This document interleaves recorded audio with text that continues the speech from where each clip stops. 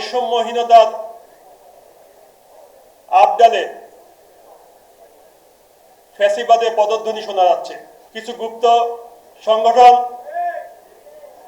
সাধারণ ছাত্রছাত্রীদের নাম নিয়ে ব্যানার নিয়ে ছাত্রদলের কর্মকাণ্ডে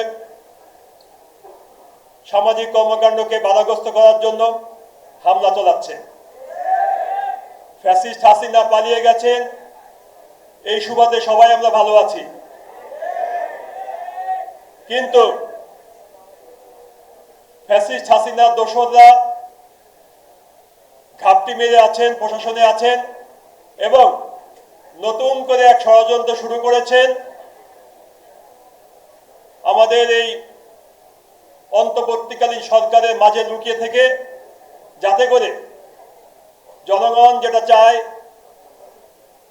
গণতন্ত্রের মূল শক্তি যেটা ভোটাধিকার, সে ভোটের মাধ্যমে জনগণের সরকার যদি প্রতিষ্ঠা হচ্ছে না, করতে পারছে না, এই ফ্যাসিস্ট হাসিনা দোসরদের কারসাজিতে এই তত্ত্বাবধায়ক সরকার নির্বাচনের তারিখ ঘোষণা করতে পারছেন না।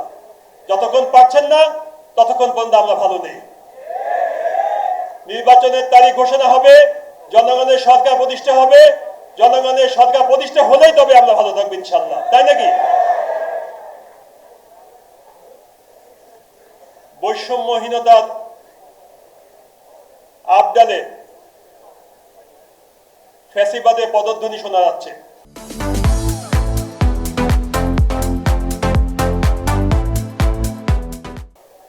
শুনতে পাচ্ছেন আপনারা? আস্তে আস্তে করে ফ্যাসিবাদ আবার নতুন করে জেগে বসার পায়তারা করছে। বিভিন্ন শিক্ষা প্রতিষ্ঠানে আমরা লক্ষ্য করছি কিছু গুপ্ত সংগঠন সাধারণ ছাত্রছাত্রীদের নাম নিয়ে ব্যানার নিয়ে ছাত্রদলের কর্মকাণ্ডে সামাজিক কর্মকাণ্ডকে বাধাগ্রস্ত করার জন্য হামলা চালাচ্ছে। বিভিন্ন সময়ে বিভিন্ন কর্মকাণ্ডের মাধ্যমে আমরা দেখতে পাচ্ছি বিভিন্ন মব সৃষ্টি করে এদেশের সামাজিক কর্মকাণ্ডকে ব্যাহত করার চেষ্টা করা হচ্ছে। বাংলা একাডেমিতেও আমরা দেখতে পেয়েছি, এমনকি গতকাল কুয়েটে একটি গোষ্ঠী মব সৃষ্টি করে ভিসিকে দুপুর থেকে রাত 2টা পর্যন্ত বন্দী করে রেখে মানসিকভাবে নির্যাতন করেছে। এটাও কিন্তু ফ্যাসিস্ট হাসিনার কর্মকাণ্ডের সাথে আমরা সাদৃশ্য লক্ষ্য করছি। ফ্যাসিস্ট হাসিনা পালিয়ে গেছে ঠিকই,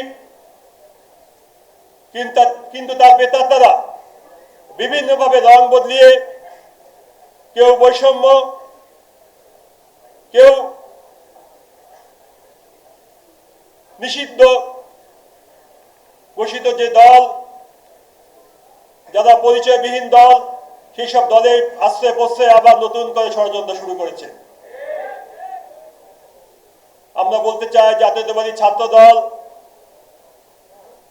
শহীদ জিয়া প্রতিষ্ঠিত দল। এই দল দেশের বিভিন্ন ক্রান্তিকালে বিভিন্ন সময়ে দেশের মানুষের পক্ষে রাজপথে থেকেছে, আন্দোলন করেছে, সংগ্রাম করেছে, বিজয় অর্জন করে তবেই ঘরে ফিরে এসেছে। আপনারা দেখেছেন,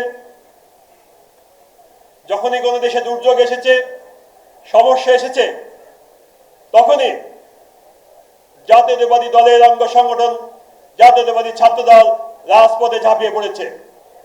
90 গণ অভ্যুত্থান বলেন, আর 24 জুলাই আগস্টের আন্দোলন বলেন, সব আন্দোলনে ছাত্রদল রাজপথে সাহসী ভূমিকা রেখে এদেশের জনগণের আশা আকাঙ্ক্ষা পূরণ করেছে।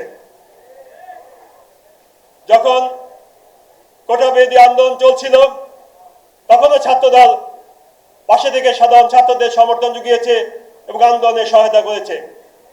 কোটাবিরোধী আন্দোলন যখন ফ্যাসিবাদ বিরোধী আন্দোলনের রূপ নেয়, তখনও আমার সামনে বসে থাকা এইসব বিপ্লবী ছাত্র নেতারা রাজপথ কাঁপিয়ে এই আন্দোলনকে ত্বরান্বিত করেছে, জীবন দিয়েছে, জীবনের বিনিময়ে শেখ হাসিনা পতন ঘটিয়েছে। আর একটি সংগঠন আমাদের এই সব অবদানকে পাশ কাটিয়ে ফ্যাসিস্ট কায়দায় তারা সবকিছু করায়ত্ত করতে চায়।